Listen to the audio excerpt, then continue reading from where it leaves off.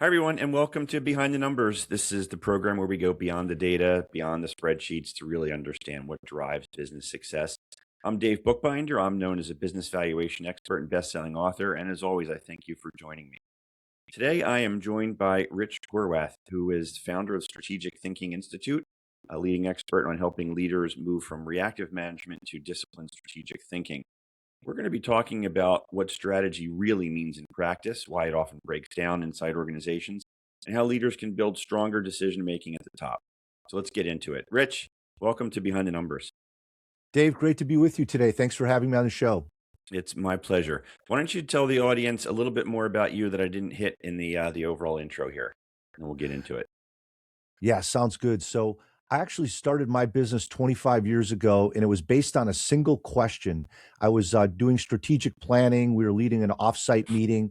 We were having a coffee break, and one of the managers came up during the coffee break, and he said, Rich, I just had my performance review, and my boss said I'm too tactical. I need to be more strategic. He said, how do I do that? And so, Dave, that was kind of my light bulb moment. So I said, well, that's a great question because most of the books at that point, Dave, were really around corporate strategy, business unit strategy, multi corporation strategy, but nothing really for the individual person to be strategic day in and day out. And so that was really what ignited my passion for helping leaders think, plan, and act strategically. So in the last 25 years, that's been my motivation, is to give people a roadmap from being more tactical and reactive to more proactive and strategic, to really be able to use their time, their talent, and their budget to achieve the goals that they've set. Yeah, I appreciate you sharing that. You're a little humble because I know for a fact that you've been referred to as one of the world's foremost experts on strategic thinking. So, if we strip away the various frameworks, how do you personally define being strategic in business today? Well, it's funny, Dave, you asked that because I did look that up years ago. I said, well, what is strategic exactly? Because people put the word strategic, as you know, in front of lots of other words: strategic objectives, strategic imperatives, strategic goals. And so I said, what does that mean? So when you look that definition up, typically it says of or relating to strategy, which, by in and of itself is not super helpful. So when I've done the research over the last 25 years, really how I define strategic is possessing insight that leads to advantage. So I define strategic as possessing insight that leads to advantage. So when we use that definition, when we think about things like a plan, can a plan be strategic? Sure. A plan can possess insight that helps you lead to advantage. Can a person be strategic? Yes, a person can possess insight that leads to advantage. However, a lot of other things get filtered out. Strategic objectives.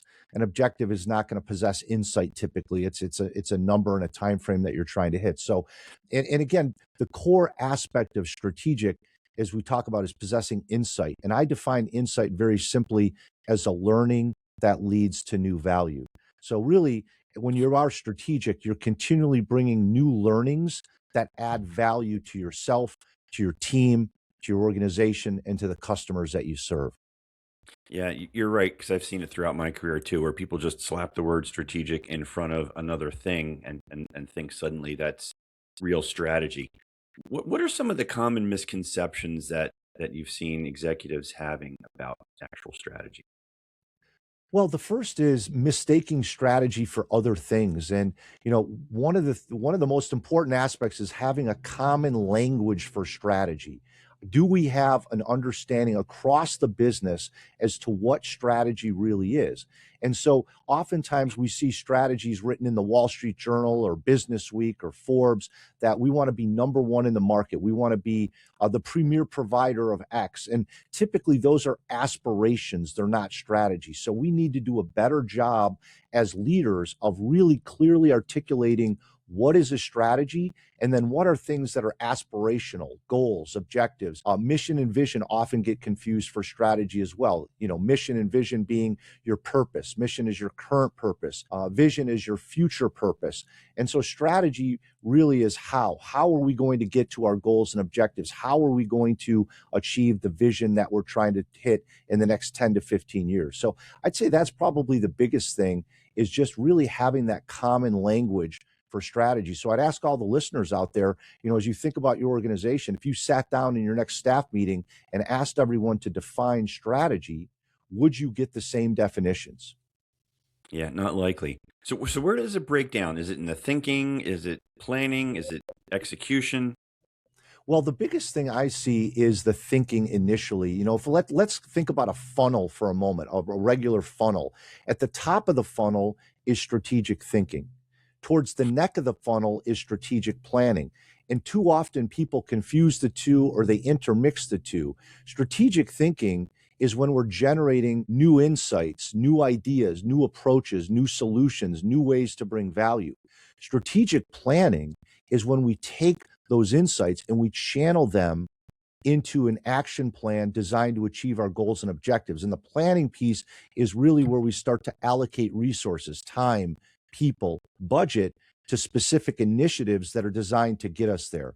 So, again, for listeners out there, I'd think about that funnel. Are you focusing on the top of the funnel as much as the neck of the funnel? So, are we giving people time and space and tool to generate new ideas, new thinking?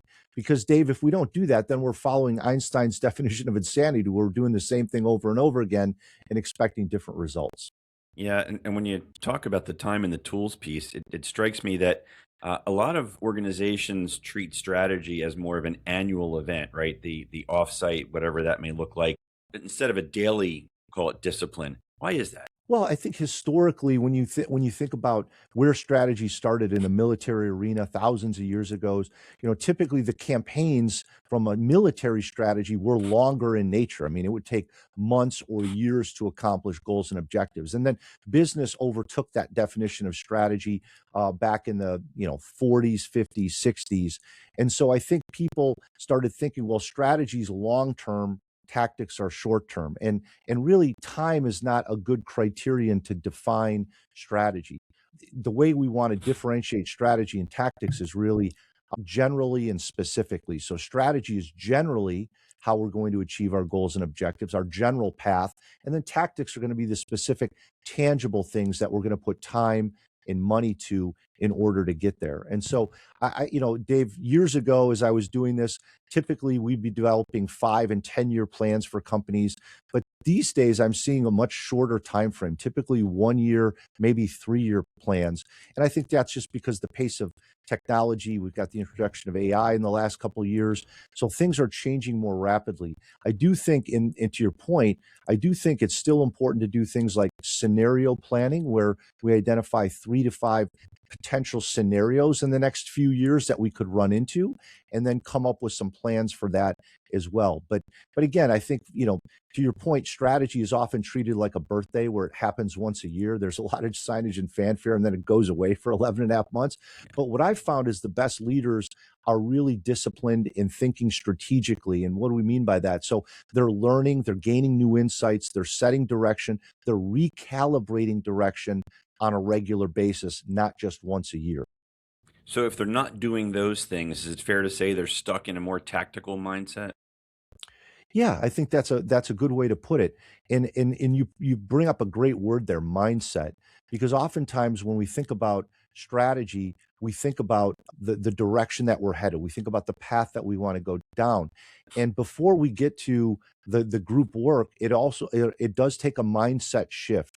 And that mindset shift is getting comfortable as a leader that we can't control everything and we can't necessarily predict everything. So strategy requires some level of anxiety and discomfort because we naturally have to take risks.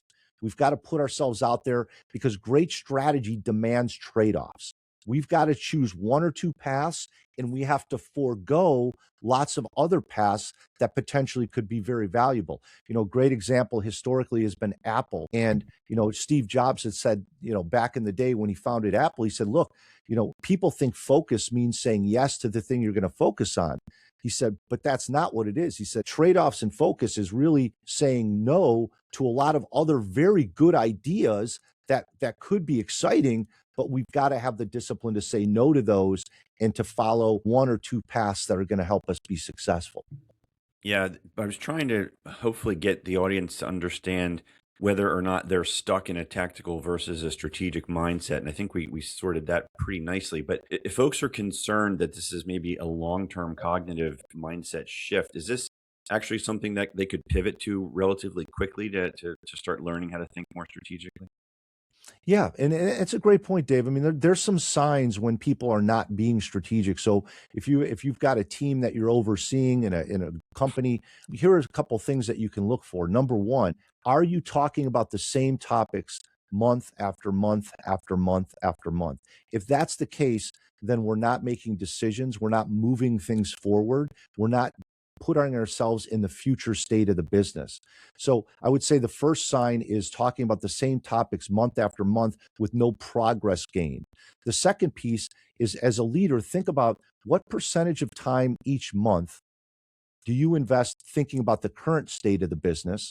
And then what percentage of time do you invest thinking about the future state of the business? And typically, Dave, what I've seen is most people are spending about 90% of the time on the current state and maybe 10% on future.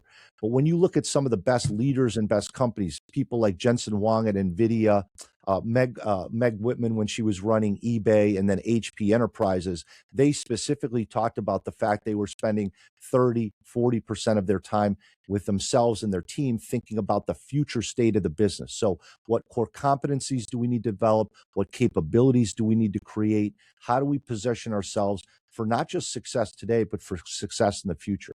So again, I think those are a couple of the key things.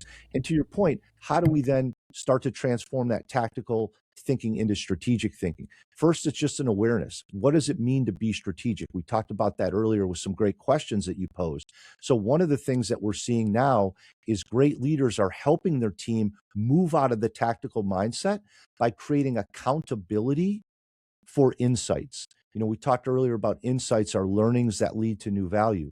I mentioned Jensen Huang a moment ago. In one of the books, he described his process over the last 25 years with NVIDIA, which is the most successful stock over the last 10 years. And he said he required people to share their insights via email each month. And he said he sits down on Sunday night with a glass of 12-year-old Highland Park scotch. And I don't think scotch is a requirement. You can use red wine, white wine, whatever you want. But he goes through those ideas, those learnings from people in the organization. And he said that's one of the main reasons the company has been that successful.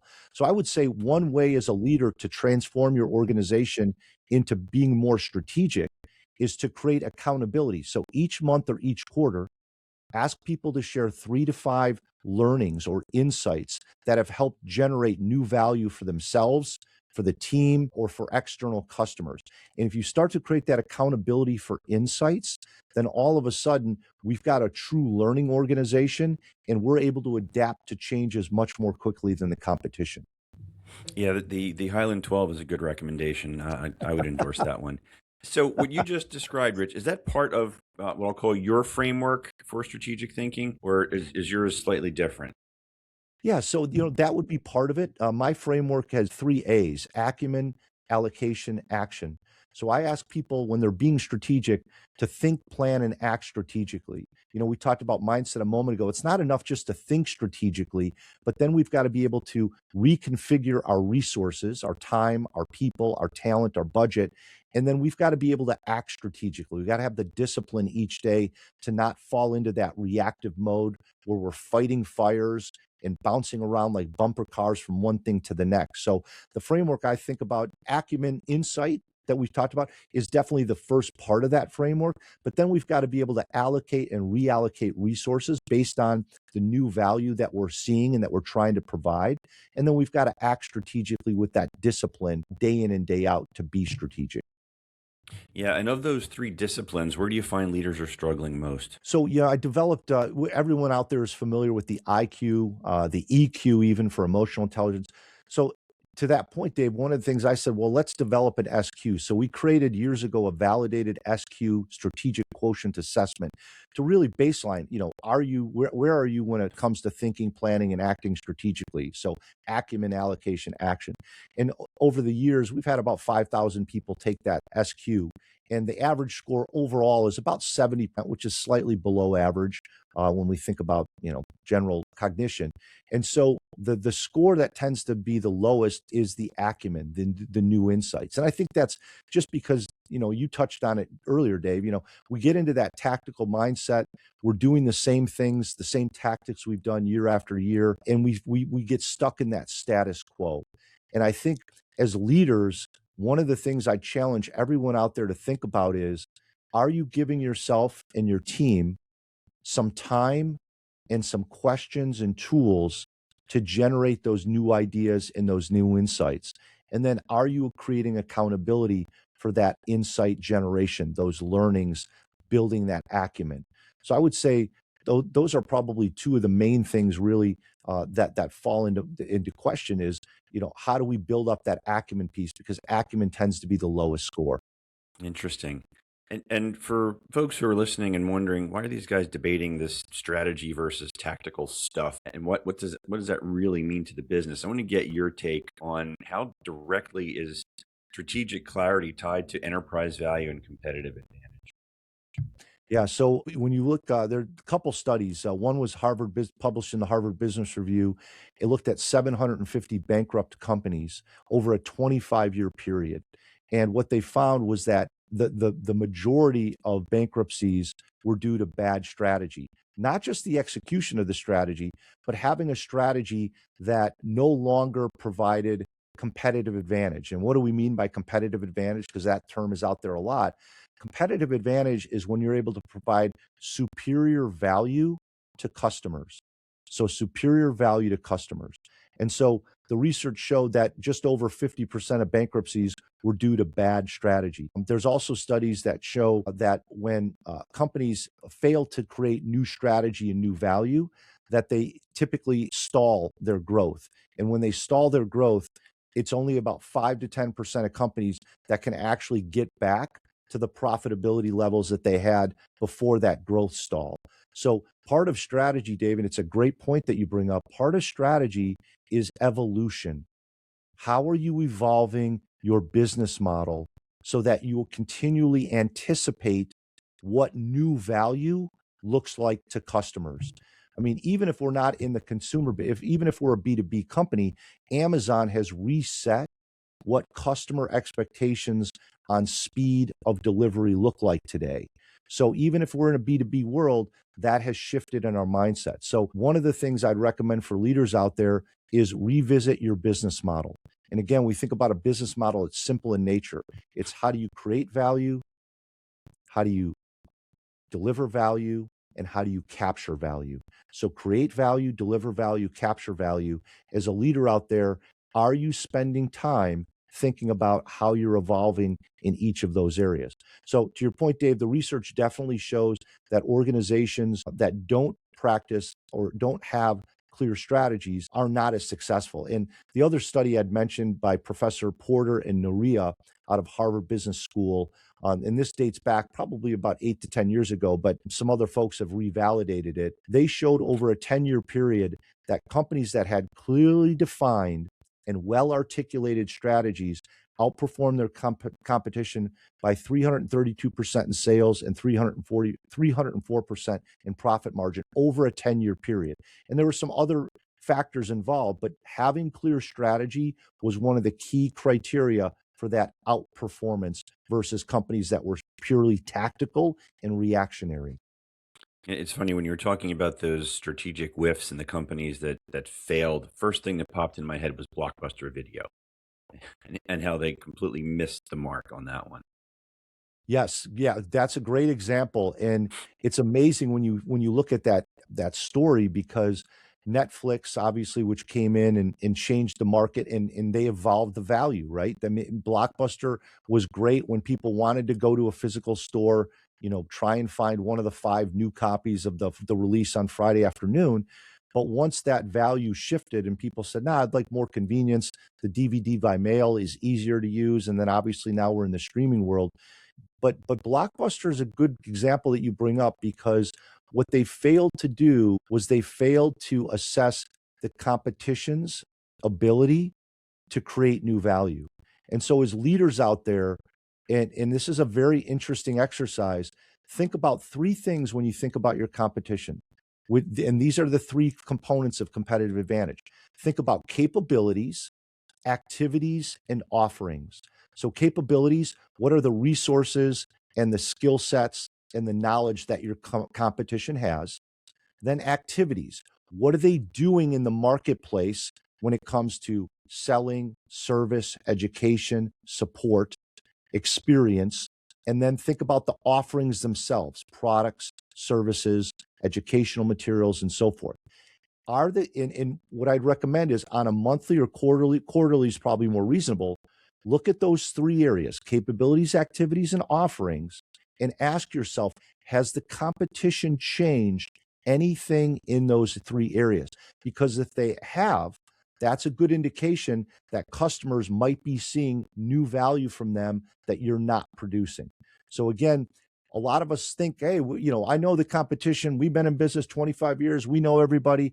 But the reality is competition's continually evolving, and we've got to understand what that evolution looks like. That is some really brilliant insight there. Thank you for sharing that. That is money right there. Rich, when you're assessing companies, what are the signals that tell you that a company is actually has a strategy versus maybe just having goals and aspirations? So one of the things I would say is having people at all levels be able to share with you in one statement what the company strategy looks like. And that sounds easy, but it can be very challenging. And I would say every we should be past the days where strategy is this secret binder, buried in the CEO's office, and she won't let anyone else see it. Strategy should be something, even if your competition knows your strategy, because of the different activities, the culture, the systems, the process, all of those things that are unique to you. If you're truly making trade-offs and not trying to be all things to all people, then it becomes very difficult for a company to copy your strategy, so to speak. So again, I would recommend to leaders out there, sit with your teams and talk to them about what the company strategy is and why the company strategy is what it is. Why is that the strategy? How does that provide competitive advantage and differentiation from the competition? And then most importantly, Dave, have you explained to your team how they contribute to the strategy? Because it's one thing for the team to know the company strategy. It's another for them to understand, why is that important to me in the job that I have? And that should go from individual contributors all the way up to the C-suite. Everybody should be able to sit down with their boss and have the conversation as a team about why the strategy is what it is, and here's how we contribute to that day in and day out. If we do that, we're going to have a much more engaged team. And the other part is the research by Kouzes, Kouzes, has shown that if people believe that you're strategic as a leader and that you've set good strategic direction, they are 40 more committed to executing the strategy than if they view you as tactical, as a flavor of the month type of leader that's going to change strategy from 1 month to the next month to the next month. So again, for leaders out there, if you take the time to be strategic with your teams, to share insights, to gain their ideas, and then to share with them why the strategy is what it is, they're going to be 40% more committed to buying into and helping you execute that strategy.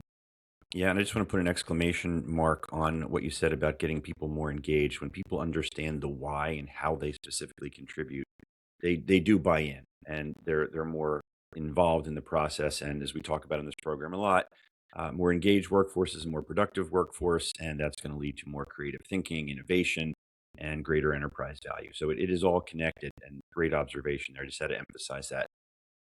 I'd be remiss if I didn't talk about AI because it's everywhere right now. How is AI impacting the definition of strategy and the overall speed of execution? Well, it is having a significant impact, I would say. And as a leader, we want to get comfortable with AI and the ability to use AI to help us. Now, at this point, and maybe it won't be too far in the future, but at this point, as a leader, we're still able to understand context. We're still able to understand nuances of the business, historical pieces of the business that help us set direction for the company. Again, we understand the culture, we understand our processes and systems, our limitations. So as a leader, all of those things are still within your purview. However, as a leader, we want to be able to use AI to augment what we can do. So one thing I've seen be very effective, we talked earlier about scenarios and saying, what might the future look like in the next 1 to 3 years, and then how might we position ourselves? So AI is a very powerful resource to help start to paint those pictures of what scenarios in the future might look like, and help us with that. AI also provides great windows into the competitive landscape when it comes to pricing, when it comes to performance, when it comes to competitive attributes. So again, I think the AI can be very helpful from a leader's perspective in providing a window into what potential future outcomes could look like, what competitors are doing, what's happening with customers in the marketplace. So I would say, as a leader, it can really accelerate your decision making on where you want to put your resources, on what strategies that you want to follow. So right now, I think of AI really primarily as an accelerant to our decision making, because Dave, and you probably see this, one of the biggest issues in a lot of companies still is not having decision velocity, meaning we're moving too slowly, even in small to mid-sized companies. So AI, I think, can help increase our decision velocity by filling in a lot of the blank spots that we might have. Yeah, that decision velocity oftentimes is the fear of moving forward from what I've experienced over my career. And indecisiveness and inaction is just as bad or worse than making that wrong decision. Yeah, that's a good point. Stephen Gorman was the former CEO of Greyhound, and I remember one of his quotes. He said, "A bad decision is better than a lack of direction." He said, "Most decisions can be undone, but you have to learn to move with the right amount of speed." So I would agree, and I think, to your point, a lot of times we're fearful to make decisions because they do involve trade-offs, right? I mean, we're cutting off potential revenue, potential customers by focusing in certain areas. And as a leader, that's risky to do, because if some of those areas don't pan out, then we can be held accountable. Because oftentimes sins of commission, when we do something and it fails, are punished much more harshly than sins of omission, when we decide just not to do anything and people don't really realize that we missed an opportunity that we could have taken. So again, especially for leaders out there that have been very successful driving your company to where you are now, you got to ask yourself, do you still have the courage to make the trade-offs that are required to get to the next level? Great leaders understand that they can't just rest on their laurels, and they've got to be able to continue to take educated risks and make those trade-offs that strategy demands us to make. Yeah, Rich, you've shared so many great nuggets with us today, but and we're getting close to the end of the program here. But I want to bring it all home with, I'll call it a call to action moment for the leaders out there who are listening and want to become more strategic starting today or tomorrow after they're done listening to this program. What would be the top couple of things you might recommend that they do or change? So number one, easy to do, start an insight journal. And this can be electronic. It can be in an app like OneNote or Evernote. It could be the notes section of your phone. There's other apps out there. It could be in your hardcover day planner or your calendar. But jot down your ideas, your thinking, your insights, your learnings that lead to new value. I know they're in your head, but as a leader, set the example and start putting those down, and then start sharing those with your team in staff meetings, in quarterly report meetings, and then start to create that accountability for insights, learnings that lead to new value. So I would say that's the biggest one, Dave, is as a leader, walk that talk, start to jot down your insights, then create accountability for insights for people. And then I would say, ask your people, is there a common language for strategy? So in your next staff meeting, give people a 3x5 note card, have them jot down their definition of strategy, and then read all those definitions. Are they the same? If not, create that common language for strategy. You will save hundreds, if not thousands, of hours of meeting time if your people all have the same terminology when it comes to strategy, tactics, goals, objectives, mission, vision. So create that common language for strategy because that will help you be strategic. And then the last one, Dave, I would say is the third one is what are the trade-offs specifically that you and your team are making? So great leaders always have a to-do list, but be crystal clear with your team and have them contribute to that not to-do list. What are we as a leadership team not going to focus on? What types of customers are we not going to serve? What types of products and services are we not going to offer? The more explicit we are on the nots, the more value we'll bring in the areas that we choose to focus on. Yeah, that's a brilliant insight. And I don't know that I've seen many clients over the course of my career focusing on the knots because there's unfortunately this mindset maybe that any buck is a good buck. But we all have come to learn the hard way that not every client is a good client. Amen to that. Yeah. Rich, before I let you bounce here, and thank you so much for sharing with us today, tell the folks who are listening how they can find you, connect with you, and work with you. Yeah, so I believe in sharing a lot of free resources with people, articles, videos, audios, infographics. So if you're looking to be more strategic, visit strategyskills.com. So strategyskills.com, lots of free resources there to help you be more strategic and to kind of get you on your way. And feel free to hit me up on LinkedIn. I'm always happy to connect with folks there as well. That's awesome. Rich, thank you so much for joining me today on Behind the Numbers. Really, really enjoyed this conversation. Thanks, Dave. It was great to be with you. Appreciated the awesome questions today. You got it, man. Take care. And thank you out there for listening to Behind the Numbers with Dave Bookbinder. Really appreciate your support. That's all we have for today, gang. Until next time, I am Dave Bookbinder, reminding you that the numbers tell the story, but the people bring it to life. Take care, and we'll see you next time on Behind the Numbers.